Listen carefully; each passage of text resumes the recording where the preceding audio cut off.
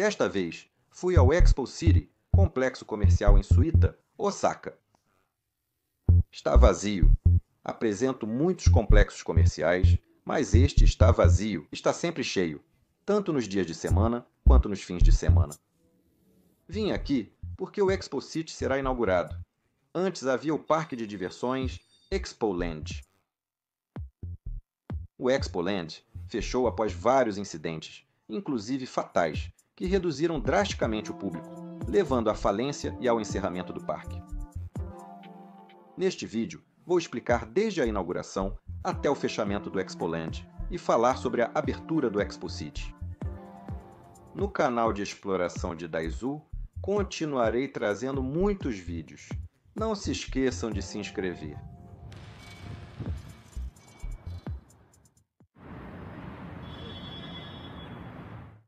No início, apresentei o Expo City, mas vamos começar.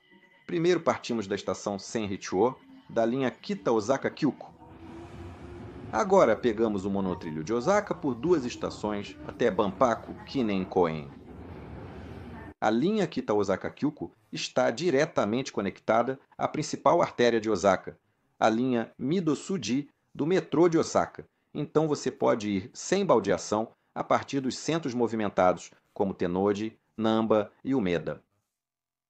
Senrichuo deixou de ser terminal e agora é estação intermediária após a extensão da linha. Esta estação tem um certo charme quando você sai para a superfície. O Senshumaru, cheio de atmosfera da era Showa, foi inaugurado em 1970. E então, o Senri em ruínas. O Selsei está abandonado. Com o grande plano de reurbanização, quem se interessar deve conferir enquanto ainda é possível.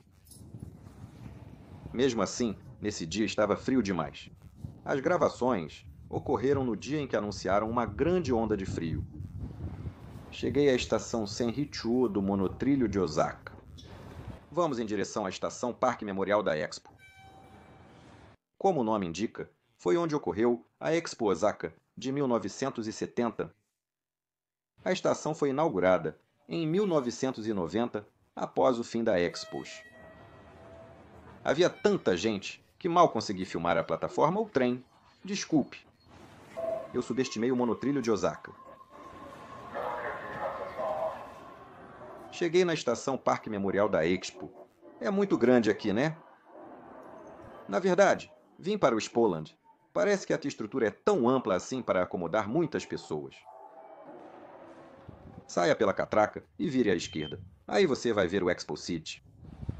Expoland é o parque de diversões e Expo City é o centro comercial, apesar da confusão entre os nomes. Este é a Torre do Sol. É o símbolo da Expo Osaka, 1970. Após a Expo, ela ficou preservada no local e hoje simboliza o parque comemorativo. Eu não fui a esse parque desta vez, mas ele é enorme e dá para se divertir o dia todo lá. O Expoland era o parque de diversões da Expo de Osaka. Após a Expo, o parque seria desmontado, mas com a decisão de criar um parque comemorativo no local, muitos pediram que o parque de diversões permanecesse. Então continuaram operando do jeito que estava, né? Saí da catraca e vou para o Expo City, mas está nevando. Nevar em Osaka é raro, por isso é algo incomum. O prédio circular que você vê à direita existe desde a época em que o Expoland estava em funcionamento. Hoje é uma loja de conveniência, mas antes era o centro de informações do Parque Memorial da Expo. Será que esse prédio existe desde a época da Expo? Se souber, me avise.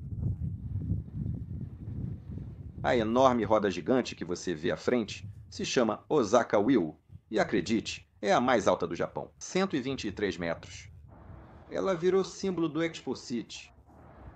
Como tenho medo de altura, definitivamente não posso andar nisso. Essa roda gigante é a primeira do mundo, com estrutura de eixo central. Impressionante! Se continuarmos em frente assim, chegaremos ao Expo City. Durante o funcionamento do parque Expoland, existiu um portão central. Vou subir as escadas da direita por um instante. A escada é cansativa de subir, mas lembra a época do Expoland em funcionamento.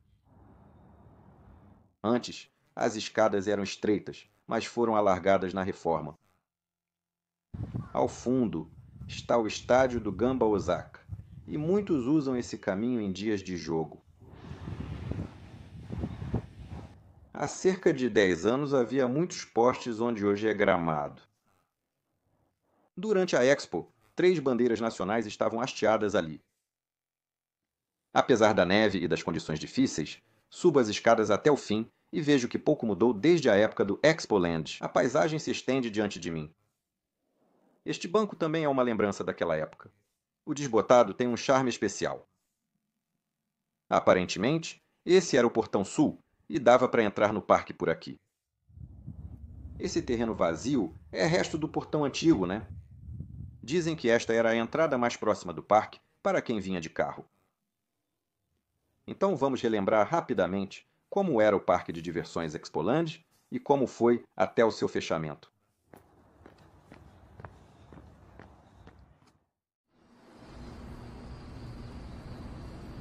Como mencionei antes, Expoland era a zona de diversões da Expo de Osaka.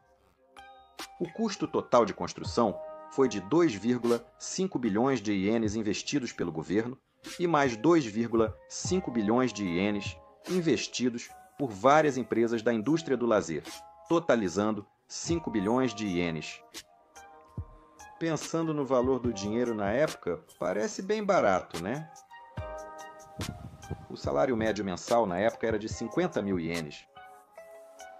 O período de realização da Expo foi de apenas meio ano. O parque de diversões estava programado para ser desmontado assim que a Expo terminasse, mas era um parque de diversões bastante completo. Havia diversas atrações, como montanha-russa e rodas gigantes reais. Resumindo, o parque de diversões foi um sucesso. Na inauguração da Expo, em março de 1970, o Expoland destacou-se como uma das principais atrações, junto ao pavilhão americano, soviético e à Torre do Sol. Cerca de 26 milhões de pessoas, o que corresponde a 40% dos aproximadamente 64 milhões de visitantes totais, visitaram o parque. Pesquisando, achei impressionante saber que, em média, 140 mil pessoas por dia entravam no parque. Comparando com os principais parques de diversões do Japão, como a Disneyland e a USJ, dá para perceber que é ainda mais impressionante. A Disneyland tem uma área de 49 hectares e recebe, em média, 450 mil pessoas por dia. A USJ tem uma área de 54 hectares e recebe, em média, 350 mil visitantes por dia. O Expoland ocupa 20 hectares menos da metade e recebe cerca de 140 mil visitantes diários. Com o ingresso da Expo, você também pode acessar o Expoland. Acho que alguns aproveitaram para ver a Torre do Sol, o que traz certa desigualdade, mas ainda assim, uma média de 140 mil pessoas por dia é impressionante. Eu imagino que devia estar incrivelmente lotado. Será que dava para aproveitar as atrações direito? O maior sucesso eram as máquinas radicais, como a montanha-russa Z. Atualmente, são indispensáveis nos parques de diversões, mas a febre das máquinas radicais começou no Expoland. Não seria exagero dizer isso. Além disso, devido ao enorme sucesso do Expoland, as exposições internacionais e as exposições regionais, realizadas em várias partes do país, depois disso, passaram a considerar grandes instalações de lazer como itens indispensáveis. Por exemplo, a Expo Oceânica de Okinawa, em 1975, a Expo Científica de Tsukuba, em 1985, a Expo das Flores de Osaka, em 1990, a Expo de Aichi, em 2005, entre outras. Um exemplo específico é a Ilha Artificial de Kobe, em 1981. Na Expo Portopia, realizada na Port Island, foi criado um parque de diversões chamado Portopia Land. Esse parque de diversões foi construído desde o início com o objetivo de permanecer mesmo após a exposição. Acho que isso só aconteceu por causa do sucesso do Expoland. O Expoland fechou temporariamente após a Expo Osaka. Em 1971, foi fundada a Expoland Sociedade Anônima, reabrindo em 1972 visando o interesse público, definiram preços inferiores aos de outros parques. Para integrar outras instalações do Parque Memorial da Expo, realizaram-se eventos culturais, incluindo exposições de bens culturais do exterior. Eventos também foram realizados. Após a reinauguração, novas atrações continuaram a ser lançadas. Duas atrações lançadas nos anos 90 tornaram-se os principais destaques do Expoland. Essas são Fujin Haijin 2 e Orochi. Ambas são montanhas russas. Fujin e Haijin 2 tinham 6 vagões cada e operavam alternadamente em pares. Essas máquinas radicais eram populares e em 1996 o número de visitantes chegou a 2,2 milhões. Muitas atrações eram feitas pela Sanyo Kogyo. Inicialmente, o parque era operado pelo grupo Hankyu Toho, mas depois, a Sanyo Kogyo tornou-se a empresa-mãe da Expoland. Mesmo após a abertura da USJ em 2001, continuou sendo um dos parques de diversões mais populares de Kansai. Porém, em 5 de maio de 2007, bem no meio da Golden Week, ocorreu um acidente. Ao explicar o conteúdo do acidente, também vou mostrar algumas fotos da época. Para quem não se sente confortável, peço que apenas ouça o áudio ou pule a parte da explicação. No dia 5 de maio, enquanto o corpo do Fujin do Jet Coaster Fujin Haijin 2 estava circulando com 22 passageiros, o eixo principal de liga metálica, que sustentava a roda esquerda do segundo vagão, quebrou de repente. O vagão descarrilou e inclinou-se 45 graus à esquerda, e um passageiro teve a cabeça presa entre o vagão e a grade de ferro, falecendo. Os outros 21 passageiros se feriram. Além disso, 13 visitantes que testemunharam o acidente no local passaram mal e foram levados ao hospital. Parece que foi a primeira vez no país que um passageiro morreu em um acidente durante o funcionamento de uma montanha-russa. Posteriormente, as investigações revelaram que as inspeções regulares eram feitas apenas visualmente, sem os procedimentos adequados, e que a desmontagem para inspeção havia sido adiada. Por razões econômicas e outros fatores, as inspeções regulares às vezes são adiadas. Além disso, em Haiton, isso também foi a causa do acidente com o Fujin. No mesmo local, havia uma rachadura visível a olho nu, o que representava uma situação bastante perigosa. Após o acidente, inspeções emergenciais em outros parques revelaram vários problemas em diferentes instalações. Mesmo que o acidente não tivesse ocorrido no Expoland, havia a possibilidade de que um acidente acontecesse em outro parque de diversões. A inspeção periódica é básica e sempre repetimos o mesmo procedimento. Com o tempo, isso virou rotina e ficou mecânico, como se pode imaginar. Mesmo que o peso da responsabilidade seja diferente, isso me faz perceber novamente que em qualquer trabalho é importante valorizar o básico. Após o acidente, o ex-diretor e o ex-chefe de operações da instalação foram acusados de homicídio culposo e crimes trabalhistas pelo Tribunal Distrital de Osaka. Eles foram condenados a 2 anos de prisão, 4 anos de condicional e multa de 400 mil ienes. Também foram acusados de violar a lei de normas de construção. A Expoland Co., Liu Biedji, foi multada em 400 mil ienes e o ex-chefe técnico em 200 mil ienes. No tribunal, a promotoria disse que se o eixo tivesse sido removido e inspecionado na inspeção regular, o acidente seria evitado. Desde a instalação, nunca foi feita uma troca. Era possível prever que o eixo poderia apresentar danos. Foi o que foi apontado. Tenho várias opiniões sobre a resposta ao acidente, o resultado do julgamento e a posição da promotoria, mas vou guardar para mim mesmo. Lembro que as notícias foram transmitidas quase todos os dias, por vários dias, a partir de 5 de maio. Eu era estudante do ensino fundamental nessa época e fiquei com muito medo. Na escola, esse assunto dominava todas as conversas por causa dessa notícia. 3 meses após o acidente, o parque reabriu depois de resgatar o Fujin Haijin 2, mas devido ao impacto do acidente fatal, o número de visitantes caiu drasticamente. Parece que foi menos de 20% do que costumava ser nos anos anteriores. Mesmo após a reabertura, a montanha-russa de pequeno porte Wild Mouse, que era uma das principais atrações, continuou funcionando. Orochi, o tobogã de corredeira e o backspin tiveram problemas e acidentes em sequência, e a credibilidade do Expoland só continuava caindo.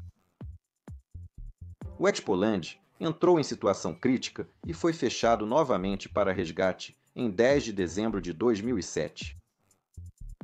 Depois, reabriria até março de 2009. Como não era possível retomar as operações sozinho, em 28 de outubro de 2008, com passivo de cerca de 1,6 bilhão de ienes, foi solicitado o início da recuperação judicial. A Expoland ficou aguardando que uma empresa de apoio fosse encontrada. O Zoológico Interativo ganhou apresentações de animais, um novo carrinho de bate-bate infantil e o parque teve seu nome alterado. O plano era transformar em parque de diversões familiar, mas a má imagem continuou. Apoiar o parque. Nenhuma empresa apareceu e tornou-se difícil apresentar um plano de revitalização até o prazo final. Assim, em fevereiro de 2009, desistiram dos créditos e fecharam o Expoland. Depois disso, a Kabushiki Gaisha Ekisuporando faliu. O parque de diversões, que existiu por quase 40 anos, desde a Expo de Osaka, acabou sendo fechado da pior maneira possível.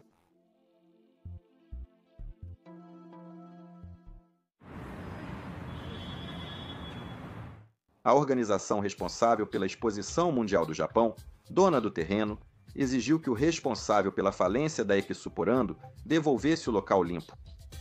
Desde agosto de 2009, pelo responsável pela falência, a demolição e remoção de várias instalações avançou, e em março de 2010, com exceção de uma parte, foi concluída. O uso do terreno seria avaliado pela organização comemorativa da Exposição Mundial do Japão. Desde 2008, antes disso, vários relatos sobre a utilização do terreno remanescente começaram a ser divulgados. Primeiro, o projeto do novo estádio do Gamba Osaka. Naquele tempo, o estádio onde jogavam era dentro do Parque Memorial da Expos. No entanto, o estádio estava envelhecido e havia problemas como a capacidade de público e as instalações não atenderem aos padrões internacionais da Federação Internacional de Futebol. Por isso, havia notícias de que estavam considerando o antigo local do Expoland como possível local para o novo estádio. Também foi noticiado como um possível local para a construção de um parque temático da grande empresa americana de cinema, Paramount Pictures. Eu realmente não assisto filmes, então não conheço muito. Mas, por exemplo, Transformers ou Missão Impossível é a empresa responsável por obras famosas como Missão Impossível e Shrek. No entanto, a organização comemorativa da Exposição Mundial do Japão respondeu que ambos os planos estavam em branco no momento da reportagem. O estádio do Gamba Osaka é uma lembrança da Expo. A estação do parque é a mais próxima. Primeiro, eu me esforcei de verdade, e no final da escada que subi, estava aberto. Obrigado por assistir.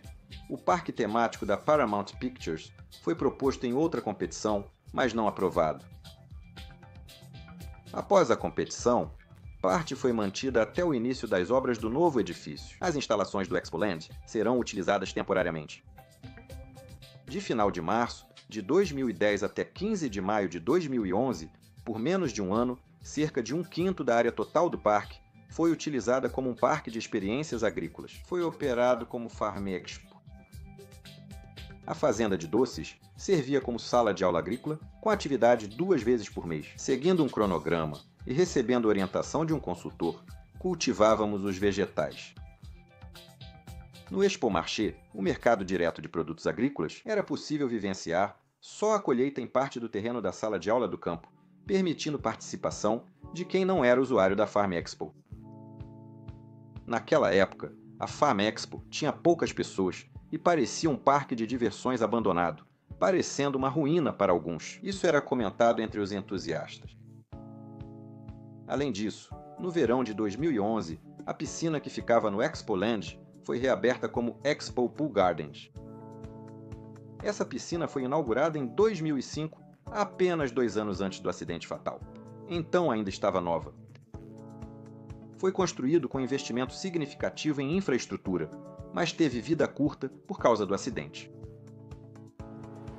Por enquanto, está servindo como Farm Expo. Em março de 2011, o governo de Osaka abriu uma concorrência para escolher um operador para reutilizar o local e decidiu por um modelo complexo. A proposta da Mitsui Fudosan, que sugeria instalações de entretenimento, foi a escolhida.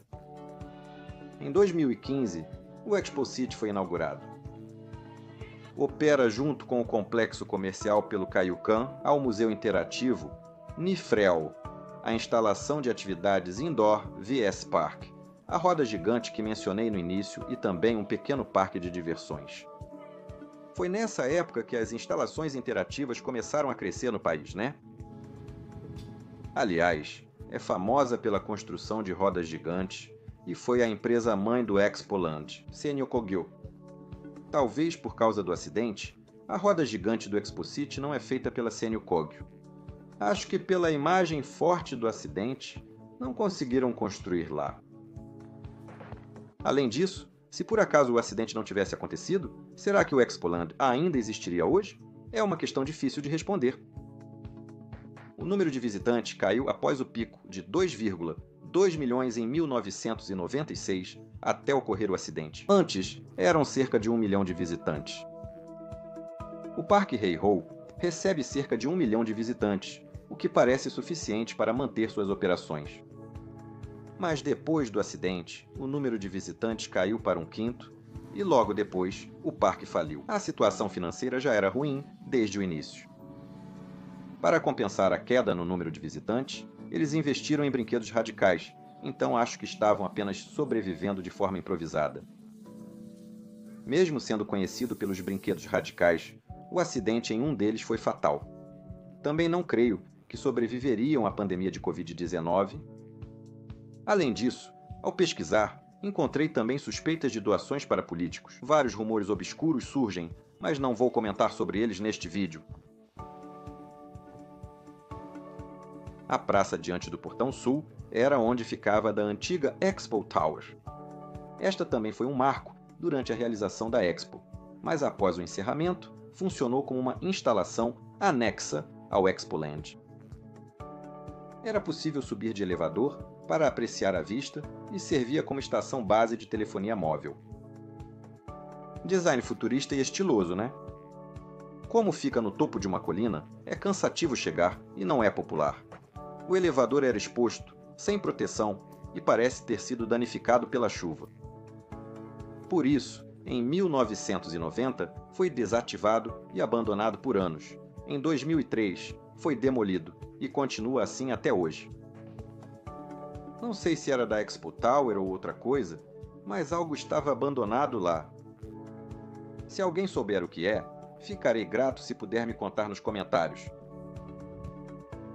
Acho que esse lugar era a entrada de serviço para funcionários do Expoland, e a placa do Expoland ainda estava lá.